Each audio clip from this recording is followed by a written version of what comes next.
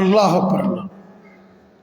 ایک نبی کے صحابی ہیں جناب عبداللہ بن سلام، سب کہتے رضی اللہ تعالیٰ، ایک معمولی بندے نہیں سن، عبداللہ بن سلام وہ عظیم شخصیت تھے جو تورات کے حافظ تھے، تورات کے حافظ تھے، عالم تھے، انہوں نے تورات پڑھی، میرے نبی کی آمد کے بارے میں بھی پڑھا۔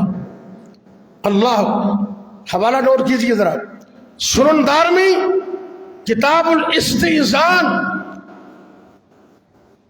حدیث نمبر 2632، مسند امام احمد جلد نمبر 5 صفحہ 451، جامع ترمذی ابواب صفت القیامہ، سندہ صحیح، سند صحیح، ذمہ داری کے ساتھ صحیح سند، بے شمار کتابوں کی حدیث۔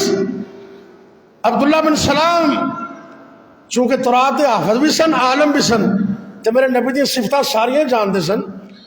اللہ اکبر اللہ، حدیث میں آتا ہے جب اللہ کے پاک پیغمبر جناب محمد صلی اللہ علیہ وسلم نے مکہ سے ہجرت کر کے مدینہ آنا چاہا، میرے نبی مدینے آئے، لوگوں کی دوڑیں لگ گئیں۔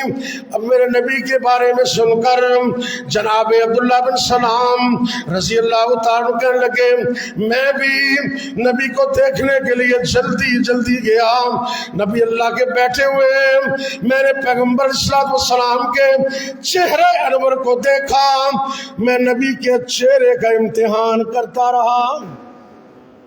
کیا کہتے؟ کوئی گل بات نہیں کی تھی، کوئی بات نہیں کی، ابھی نبی سے کچھ سنا نہیں، قرآن کی آیت نہیں سنی، ابھی حدیث نہیں سنی، میرے نبی کے چہرے کو دیکھ رہے ہیں۔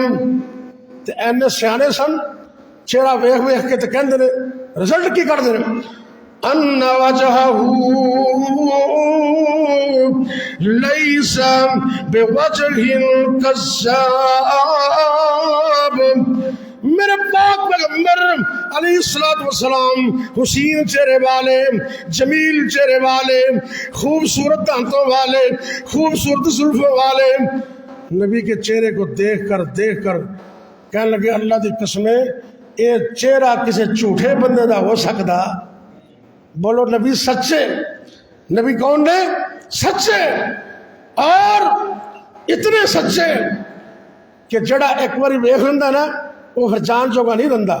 صہیب چھڈ کے روم نو، سلمان فارس شوم نو، بوئے تے بہ گئے ڈٹ کے، دو جھگ دی کھٹی کھٹ کے، بلال حبشی آ گیا، اس پیار سینے دھا گیا، ہن مارا تے مارا کھام دا، پر بوا نہیں چھڈ کے جاؤں دا۔ نبی پاک دی اتنی کشش ہے۔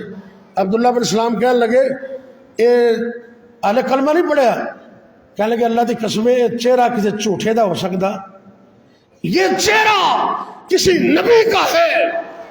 کلمہ پڑھا، نبی کی ہاتھ پر مسلمان ہو گئے۔